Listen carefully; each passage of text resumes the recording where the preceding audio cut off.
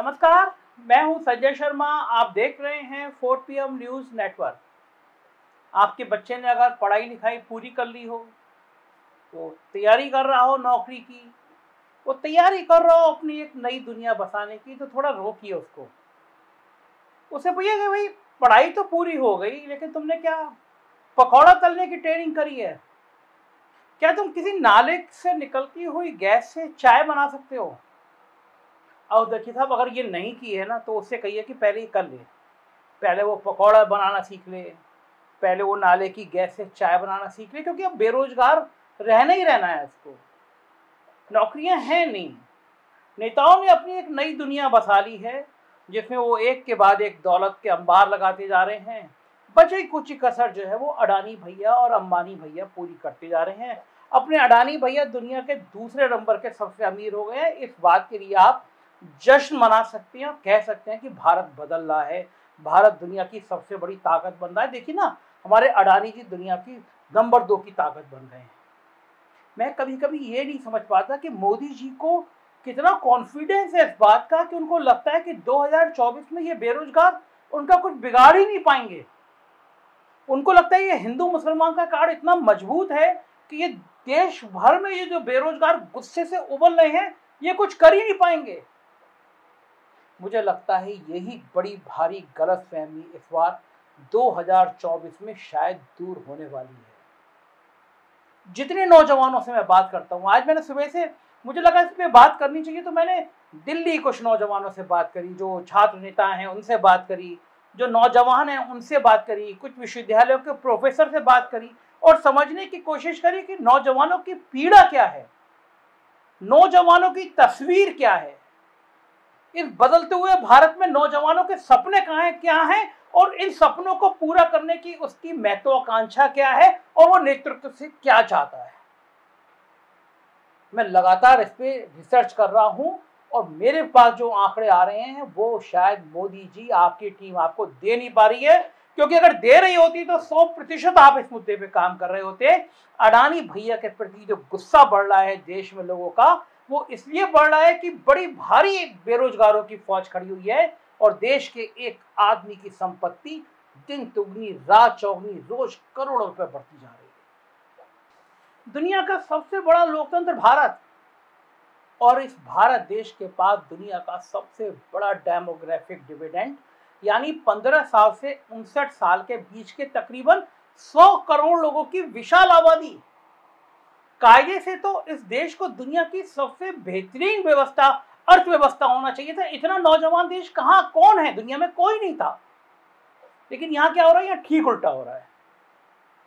आज की तारीख में 45 करोड़ लोगों ने रोजगार की उम्मीद छोड़ दी है और घर बैठ गए हैं। आप कल्पना कर सकते हैं कितना खतरनाक डाटा है। 45 करोड़ लोगों को लग रहा है कि उन्हें तो नौकरी मिलनी नहीं है, वो घर बैठ गए। 45 करोड़ और बचे हुए 55 करोड़ लोग जॉब सीकर्स। इनमें जॉब को लेकर जद्दोजहद तो है, लेकिन सरकार में और सत्ता में बैठे नीति निर्माताओं में देश हित में इनकी ऊर्जा और क्षमता के इस्तेमाल को लेकर कोई ललक ही नहीं है, कुछ दिखता ही नहीं है। लिहाजा इनमें से भी अधिकांश लोग सड़क पर ही हैं। ऐसे में आप सोच रहे होंगे कि आखिर देश चल कैसे रहा है, क्योंकि यहां तो अमेरिका की कुल जनसंख्या के 3 गुना तो सिर्फ बेरोजगारों की तादाद है। कोई दूसरा देश होता दुनिया का तो इस सिचुएशन में, इस परिस्थितियों में, इस सिचुएशन में वहां क्रांति ही हो गई होती है। लेकिन मत भूलिए, ये हिंदुस्तान है। यहाँ पर क्रांति भी ट्विटर पर ही होती है।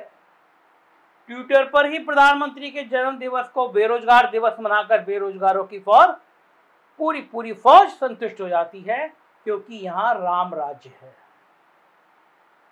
रोजगार और अवसर से बड़ा मुद्दा ज्ञानवापी, मथुरा और लव जिहाद है। दुनिया के दूसरे देशों में छात्रों को पढ़ाने के लिए यूनिवर्सिटियों में प्रोफेसर बहाली, उनकी तैनाती पर जोर दिया जाता है, लेकिन हमारे यहाँ यूनिवर्सिटी में राष्ट्रवाद की भावना पैदा करने के लिए JNU में टैंक लगाने की बात की जाती है। टैंक के सहारे दुनिया में कहीं राष्ट्रवाद आया हो तो हमें कमेंट बॉक्स में जरूर बताइएगा। लेकिन इस टैंक राष्ट्रवाद के दौर में पिछले 7 सालों में बेरोजगारी कितनी बढ़ी है, जरा मैं ये आंकड़ा भी आपको बताता हूं, गौर से करिएगा, नोट कर लीजिएगा, डायरी लेके बैठिएगा मैं जो बोलने जा रहा हूं।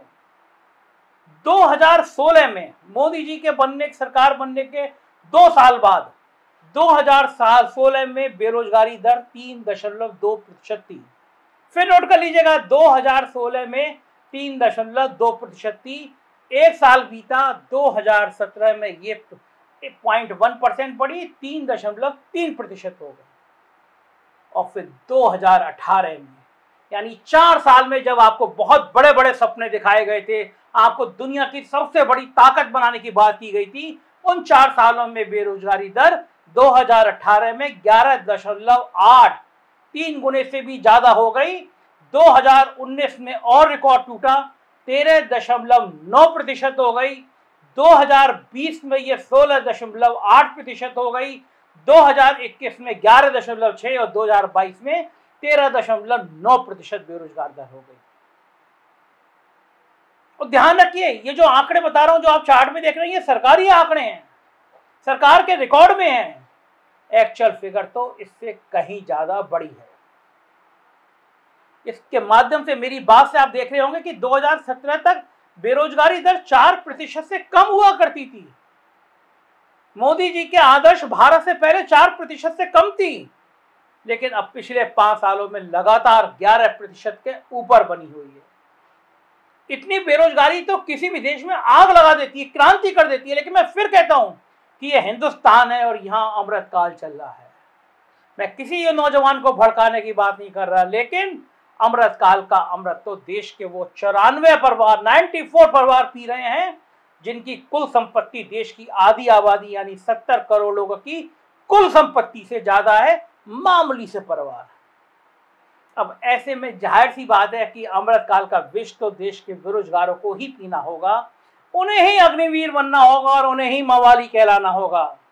यदि कोई नौजवान क्रिकेट के मैदान में कैच छोड़ देगा तो उसे खालिस्तानी कहलाने के लिए भी मजबूर होना पड़ेगा। यह अमृतकाल है, आजादी का अमृतकाल है। मगर बुनियादी सवाल इन सब आंकड़ों से काफी बड़ा है, मैं आपसे बात करना चाहता हूं। बड़ा इसलिए है कि जहां रोजगार दिए जाने की नितांत आवश्यकता है, जैसे शिक्षा, जैसे स्वास्थ्य और दूसरे महत्वपूर्ण सेक्टर जिनके बिना काम ही नहीं चल रहा है, अब वहां भी वैकेंसी नहीं भरी जा रही है। आप किसी भी सरकारी स्कूल में चले जाइए, हर जगह शिक्षकों का भारी अकाल है। जबकि दूसरी हकीकत यह है कि 5 किलो राशन की सरकारी इमदाद पर जिंदगी चलाने वाले परिवारों के बच्चे, यानी मोटे तौर पर देश के 80% बच्चे यहीं पढ़ते हैं। लेकिन इन बच्चों का भविष्य कॉन्टेक्ट टीचर और शिक्षा मित्रों के भरोसे छोड़ दिया गया है। कॉलेज में प्रोफेसर नहीं है, यूनिवर्सिटी में डिपार्टमेंट फैकल्टी के अभाव में खाली पड़े हुए हैं। और इस व्यवस्था के साथ जब हमें विश्व गुरु बनने का सपना दिखाया जाए तो निश्चित तौर पर लगता है कि हमें धोखा दिया जा रहा है, हम चले जा रहे हैं। और यही हाल स्वास्थ्य व्यवस्था का है।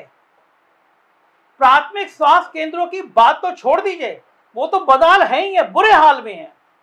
देश में पिछले कुछ सालों में जो एम्स खोले गए हैं, जरा उनकी भी हालत देख लीजिए। जब उन एम्स में सीएम और डीएम, चीफ मिनिस्टर और जिलाधिकारी अपने अपने परिवार के बच्चों का इलाज नहीं कराना चाहते, तो आप अंदाजा लगा सकते हैं कि उनकी हालत कैसी है। इसके अलावा बैंकों और वित्तीय संस्थाओं की तो बात ही छोड़ दीजिए। कौन सा बैंक कब बिक जाए, एलआईसी कब प्राइवेट हाथों में दे दी जाए, कोई ठिकाना नहीं है। 4G और 5G के जमाने में जिस बीएसएनएल को देश की सबसे बड़ी पब्लिक सेक्टर कंपनी होना चाहिए था, उसका बट्टा कैसे बिठाया गया आप सब जानते हैं। और स्किल इंडिया का क्या हाल हुआ, कहने की जरूरत नहीं है। खुद प्रधानमंत्री नरेंद्र मोदी ने स्किल इंडिया मिशन को देश के सामने ऐसे पेश किया था जैसे वो कोई मैजिक बुलेट हो। लेकिन आज स्थिति यह है कि स्किल इंडिया मिशन बुरी तरह पिट गया। बेचारे स्किल इंडिया वाले मंत्री राजीव प्रताप रूडी का तो रोजगार ही छीन लिया गया, उन्हें कैबिनेट से ही बाहर का रास्ता दिखा दिया गया। तो भला ये मिशन दूसरे को क्या रोजगार दे पाएगा। रही बात स्वरोजगार की, खुद के रोजगार की, तो ये कोई सामान्य सा समझ रखने वाला व्यक्ति जानता है कि जिस देश में 1% के लोगों के हाथ में 70% संसाधन है, उस देश में स्वरोजगार के लिए आम आदमी के हाथ में पैसा कहां से आएगा। ये सोचने की बात है। एक उदाहरण देता हूँ, बीकानेरी भुजिया बीकानेर के लोग बनाएंगे तो ज़्यादा से ज़्यादा लोगों को कुटीर उद्योग के रूप में रोजगार मिलेगा, और यही भुजिया हल्दीराम बनाए या अडानी जैसा कोई कारपोरेट बनाए तो कितनों का रोजगार खत्म होगा। सीधी सी बात यह है कि सरकार को लघु और कुटीर उद्योगों के संरक्षण के लिए, सेल्फ हेल्प ग्रुप के संरक्षण के लिए कड़े कानून बनाने ही होंगे, ताकि कारपोरेट और बड़ी कंपनियों को इसमें घुसने से रोका जा सके। इन्हीं लघु और कुटीर उद्योगों और सेल्फ हेल्प ग्रुप के बूते प्रति व्यक्ति की आय के मामले में बांग्लादेश ऐसा गरीब समझे जाने वाले देश ने दुनिया में अपनी पहचान बनाई है। बांग्लादेश ने भारत को काफी पीछे छोड़ दिया है। लेकिन हमारे पॉलिसी मेकर्स तो ऐसा लगता है कि अडानी और अंबानी को ही हिंदुस्तान में बैठे हैं, और ये गलतफहमी मुझे लगता है 2024 में बहुत जल्दी दूर होगी, क्योंकि बेरोजगार गुस्से से उबल रहे हैं, परेशान हैं, हताश हैं, आत्महत्या करने वालों की संख्याएं बढ़ रही हैं। देश एक अजीब से मोड़ में चला गया है, और नीति निर्धारक लोग समझ नहीं पा रहे हैं कि देश की ये ताकतें, देश के ये नौजवान क्या क्या कर सकते हैं। अभी भी समय है, सुधर जाइए साहब। ये नौजवान हैं, इनको बेरोजगार मत छोड़िए, इनको अग्निवीर जैसे झांसे मत दीजिए। अगर ये सड़कों पर निकल आए तो इतिहास गवाह है कि बड़े से बड़े सत्ता और सिंहासन चूर चूर हो जाते हैं। हम बेरोजगारों के हक में, हम नौजवानों के हक में बात करते रहेंगे, क्योंकि ये 4PM चैनल उन्हीं जैसे लोगों की आवाज़ है। सब्सक्राइब करिएगा, देखते रहिएगा। उत्तर प्रदेश की खबरें देखना हो तो हमारा दूसरा चैनल 4PM यूपी, और बिहार की खबरें देखना हो तो 4PM बिहार को सब्सक्राइब करिएगा। शुक्रिया अपना समय देने के लिए। Thank you.